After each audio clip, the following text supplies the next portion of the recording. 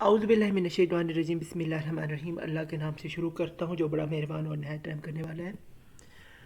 हमारे सब्जेक्ट का नाम फ़िलासफ़ी ऑफ एजुकेशन है और हम यूनिट नंबर 4 को पढ़ रहे हैं जिसका नाम है सोर्सेज ऑफ नॉलेज। और हमारे इस कोर्स कोड का नाम है 8609। B.Ed का है ये कोर्स है। और हमारा और जो प्रेजेंट कर रहा हूँ यानी कि मैं मोहम्मद सफ़ीउल्लाह खान आपको इसके बारे में पढ़ा रहा हूँ और हमारी यूनिवर्सिटी का नाम है अल्लामा इकबाल ओपन यूनिवर्सिटी। तो आइए शुरू करते हैं स्टूडेंट्स। सबसे पहले इंट्रोडक्शन को देखते हैं। ये क्या है? Knowledge seems to be something we gain as we live. Knowledge is the awareness and understanding of particular aspect of reality. यानी कि नॉलेज जो है वो बहुत ही एक लाइफ के लिए एक बहुत ही इंपॉर्टेंट चीज़ होता है जो हमें नज़र आता है। और इससे क्या होती है? अवेयरनेस और अंडरस्टैंडिंग जो होती है बंदे की बढ़ती है रियलिटी को समझने के लिए। आगे हम चलते हैं नेक्स्ट पॉइंट पे। ये it is the clear logic information gain through the process of reason apply to reality. ये हमें लॉजिक और रीज़न बताता है, सिखाता है अप्लाई करने के लिए रियलिटी से मिला के। आगे पास है the traditional approach is that knowledge requires three necessary and sufficient conditions so that knowledge can then be defined as justified, true and belief belief। यानी कि इससे हमें क्या होता है कि जो अप्रोचेज हम नॉलेज से अप्लाई करने से हमें सफिशेंट और नेसेसरी कंडीशंस के अंदर अपना नॉलेज अप्लाई करना और इसको जस्टिफाई करना का पता चलता है। आगे हमारे पास नेक्स्ट पॉइंट है knowledge is the initial point of philosophical discussions for the establishment of solid philosophy of the world and universe। इससे हमें क्या होता है? नॉलेज हमें इनिशियल हमें वर्ल्ड का और यूनिवर्स का जो होता है हमें इसकी फ़िलासफ़ी समझने की मदद मिलती है नॉलेज को हासिल करके। आगे हम चलते हैं स्टूडेंट्स नेक्स्ट पॉइंट पे। ये studying knowledge is something philosophers have been doing for a long as philosophy has been around। यानी कि जो philosophers हैं वो ये सोर्स ऑफ नॉलेज इस्तेमाल कर रहे हैं और वो इस दुनिया को समझने के लिए कोशिश करें बहुत पहले से ही। आगे हम चलते हैं नेक्स्ट पॉइंट पे। ये है through out the history of philosophy it received a number of solutions. This unit is focused about such solutions. It will describe in detail different sources of knowledge acquisition। यानी कि हम इस chapter में देखेंगे कि ये जो हिस्ट्री ऑफ फिलोसफी है इसने क्या रिसीव की है, सोल्यूशंस क्या दिए हैं और इस सोर्सेज ऑफ नॉलेज का इसमें कि कैसे उन्होंने एक्वायर किया और इससे कैसे फ़ायदा पहुंचा। तो आइए स्टूडेंट्स इसके ऑब्जेक्टिव्स को देखते हैं। अब सबसे पहले हमारे पास ऑब्जेक्टिव ये है describe significance of different sources of knowledge. Number second पे हमारे पास है differentiate between different sources of knowledge. फिर हमारे पास नंबर 3 है identify the reliable source of knowledge. आगे हम चलते हैं स्टूडेंट्स इस चैप्टर को स्टार्ट करते हुए। सबसे पहले हमारे पास आते हैं रेवोल्यूशन। रेवोल्यूशन जैसे हम जो है ये रेवोल्यूशन हम कहते हैं। तो रेवोल्यूशन के बारे में पढ़ते हैं। ये क्या है? कंसेप्ट क्या फिलॉसफी के अंडर सोर्सेज ऑफ नॉलेज में। तो ये क्या है? This sort of knowledge is based upon revolution from some supernatural critical beginnings. यानी कि हम इसको कुछ सुपर नेचुरल ताकत है जहाँ से रेवोल्यूशन आती है। जैसे हम अल्लाह को मानते हैं कि उनकी तरफ से नबी पाक सल्लल्लाहु अलैहि वसल्लम पे रेवोल्यूशन और भी प्रॉफिट्स पे रेवोल्यूशन आती थी तो उसे वो सुपर नेचुरल का इधर नाम दे रहा है। आगे है this type of knowledge is commonly found in religious jargons. यानी कि ये जो जैसे मैं भी बता चुका हूँ कि ये आपको जो मुख्तलिफ रिलीजन है यानी कि जैसे मज़ाहिब में खास तौर पर इब्राहिमिक मज़हब जैसे यहूदियत, ईसाइयत और इस्लाम, इसमें आपको इसकी बहुत ज़्यादा जो है मिसाल मिलती है। आगे है revolutions knowledge is the basis for कुला phenomenal properties as well as belief in God. इससे क्या फ़ायदा हमें होता है? इससे हमें फिनोमिना दुनिया का समझ आता है और हमारा अल्लाह पे, खुदा पे, भगवान पे जिस भी जो भी नाम से हम उसे पुकारते हैं उस पर हमारा जो बिलीफ है वो और ज़्यादा तकवा जो होता है वो और ज़्यादा मजबूत होता है। आगे हमारे पास है रिवील्ड नॉलेज और revolution is that body of knowledge that exists independent of human concept. इससे क्या होता है, हमारा ह्यूमन कंसेप्ट जो होता है इसमें नॉलेज जो होता है एग्जिस्ट से आज़ाद होता है, इंडिपेंडेंट। जब हम ये रेवोल्यूशंस को समझ, फिर क्या है, Islam called us to seek knowledge. इस्लाम ने भी हमें इसी नॉलेज यानी रेवोल्यूशन से जो नॉलेज मिलता है इसको सीख करने के बारे में हुक्म फरमाया, जो कुरान पाक में आप देखते हैं, जो भी कुछ रहे रेवोल्यूशन ही थे।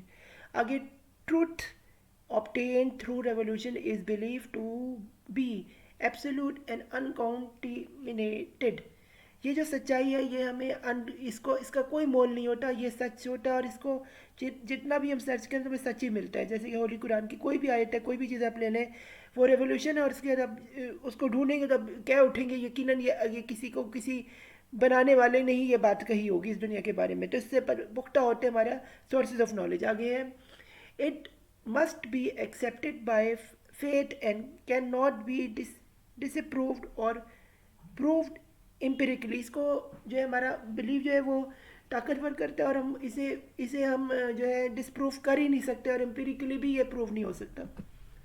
आगे हम चलते हैं इंस्टीट्यूशन के ऊपर। इंस्टीट्यूशन क्या है सोर्सेज ऑफ नॉलेज में, ये है institutive knowledge is the ability to utilize and acquire knowledge without the use of reason that science is now facilitating and helping example। यानी कि जो नॉलेज है ये साइंस के जो तख्लीक है इसमें जितनी भी इनोवेशन हुई है ये हमें मदद करती है यूटिलाइज करें इस एक्वायर नॉलेज को समझने में। आगे, in the faculty of knowledge without the use of rational processes, it is most personal way to known। इससे क्या होता है, ये मोस्ट पर्सनल वे है इसको जानने के लिए।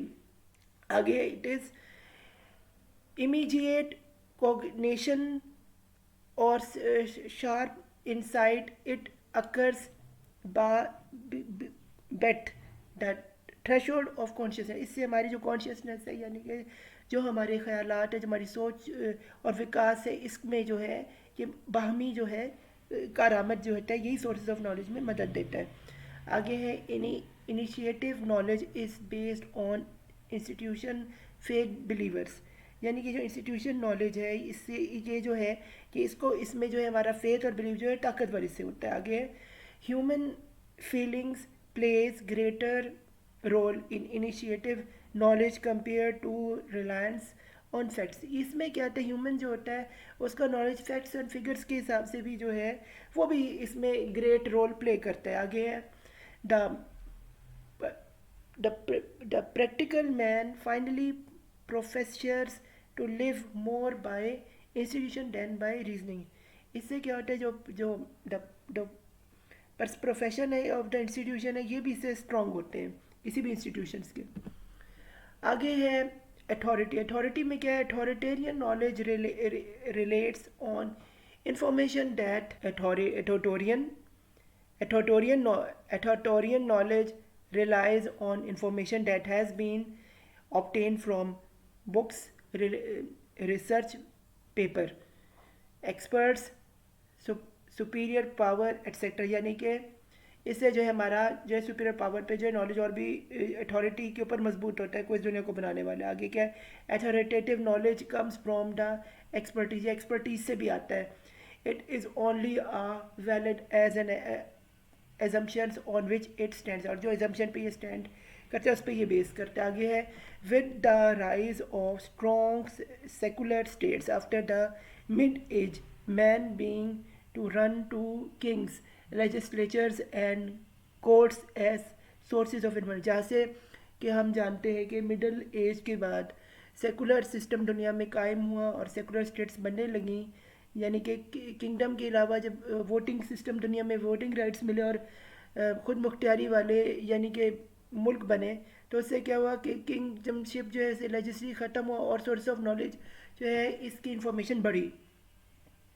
आगे, ट्यूटोरियन whose believe that withstood the test and time become, he fears that if he himself searches for answer to difficult question have might make wrongs। यानी कि made errors, यानी कि जो रॉन्ग हो सकते हैं, एरर्स हो सकते हैं अगर वो खुद भी अथॉरिटी को इस्तेमाल करे। टाइम से भी ये पता चलता है टेस्ट अगर बंदा करे आंसर्स को ढूंढने में। आगे है, accepting experts options unconditional or and for all time is a dubious if not a dangerous practice.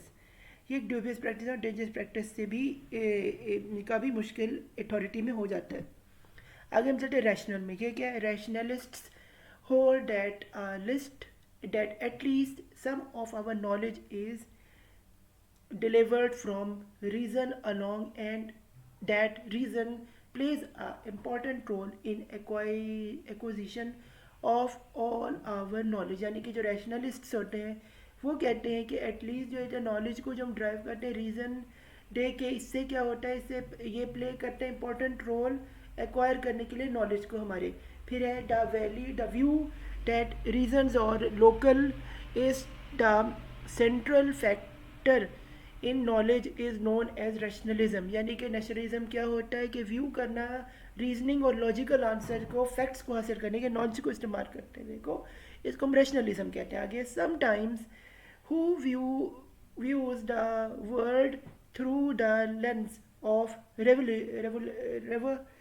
revealed knowledge has a belief and then attempts to form all the evidence to support the conclusion. यानी कि कभी कभी क्या होता है, sometimes क्या होता है कि ये जो रेवोल्यूशन वाला नॉलेज होता है ये हमारे बिलीव्स को और में मदद करता है अटेम्प्ट करने के लिए, फोर्सफुली एविडेंट करता है, सपोर्ट के हमारे कंक्लूजन को बनाने के लिए सपोर्ट भी करता है. आगे है sometimes who view the world through the lens of rational knowledge would look at the evidence and either admits he didn't know or theorize on the most probable likelihood, exception the possibility that he might be incorrect means he may not to adjust in future as more evidence is discovered. यानी कि जो future में जो है evidence इसका most discovered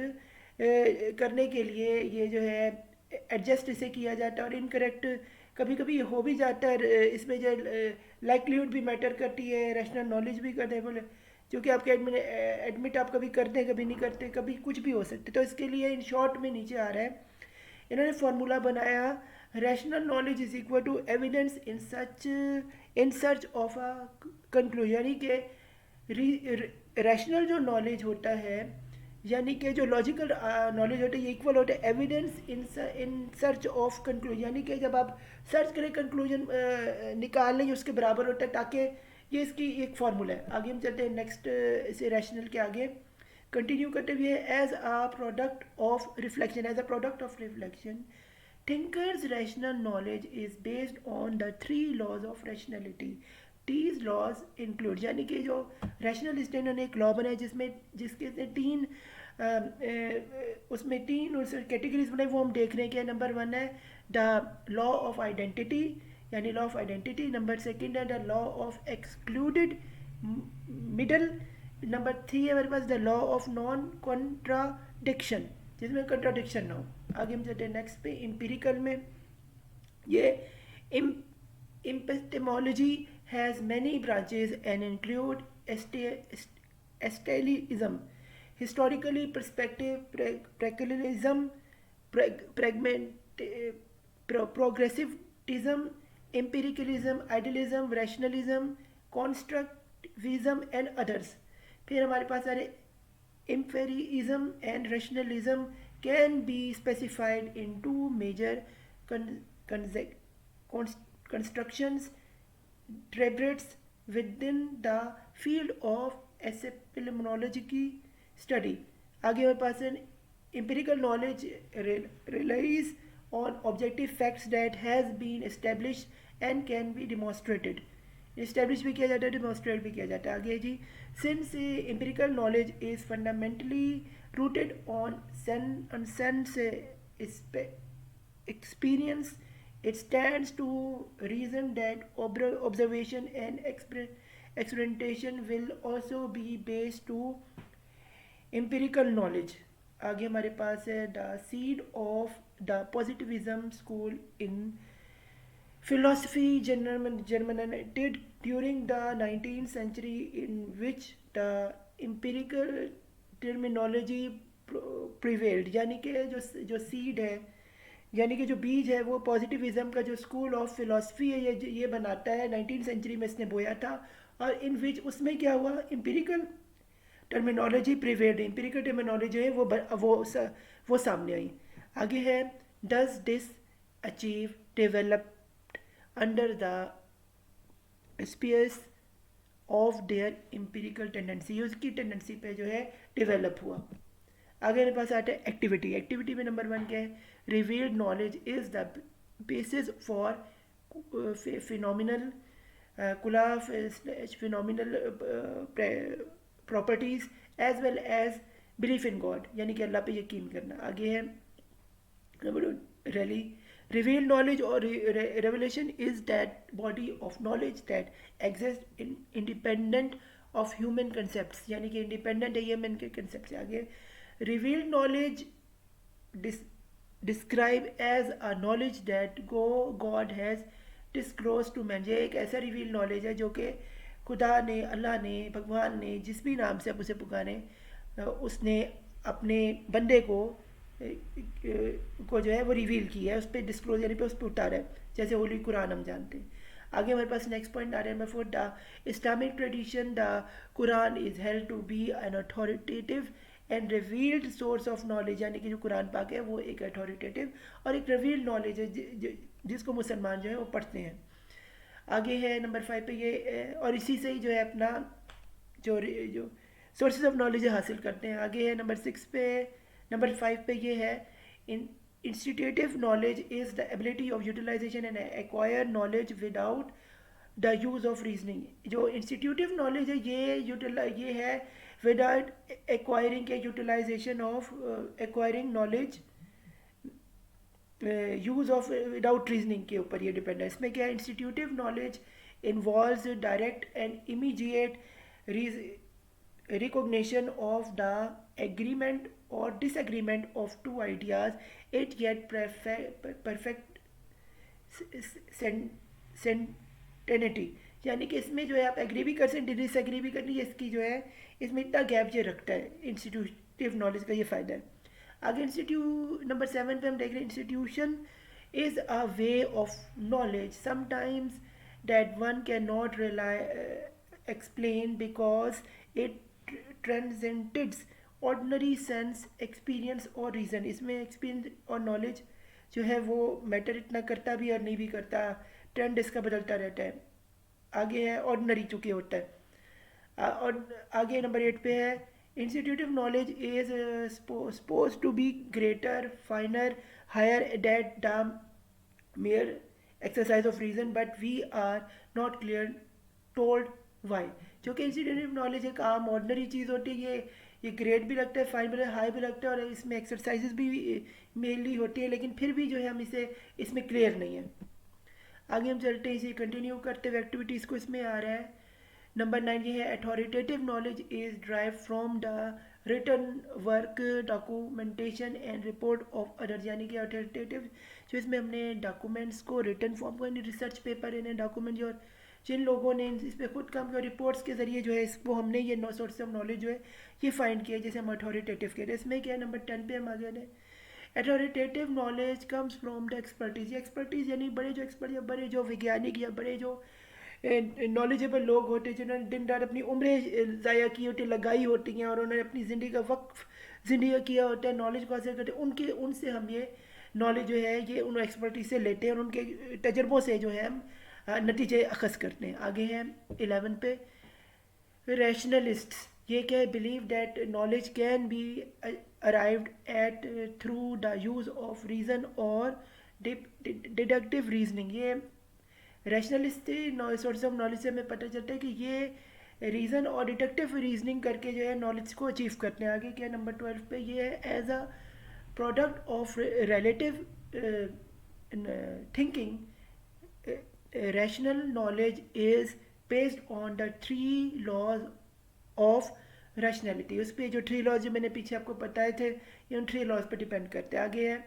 number 13 point, ये है the empirical knowledge is an attempt to discover a basis of our knowledge in sense of experience, यानी कि जो एम्पिरिकल नॉलेज है ये अटेम्प्ट करता है हमारे discover basis on our knowledge of sense के एक्सपीरियंस पे हमारे डिपेंड आता है। आगे जो नंबर 14 है ये है एक्सपेरी एम्पिरिकल नॉलेज। इसमें क्या, empirical knowledge is a knowledge of such facts as one may meet in experience, यानी कि ये वो नॉलेज ऑफ जो एक आदमी को उसके एक्सपीरियंस से ही फैक्ट से वो इसको इससे इस पे आता है। आगे नंबर 15 हमारे पास ये positivism, school developed under the auspices of empirical tendency. Empirical tendency पे जो है पॉजिटिविस्ट जो स्कूल है इसने जो है ये इस पे अपनी जो है राय अपने सोर्सेज ऑफ नॉलेज जो है देते हैं। तो फी अमान यहाँ हमारा आज चैप्टर नंबर 4 खत्म होता है। उम्मीद है स्टूडेंट्स आपको समझ आया होगा। तो अल्लाह हाफिज़ मेरी तरफ से, और good luck to your final exams.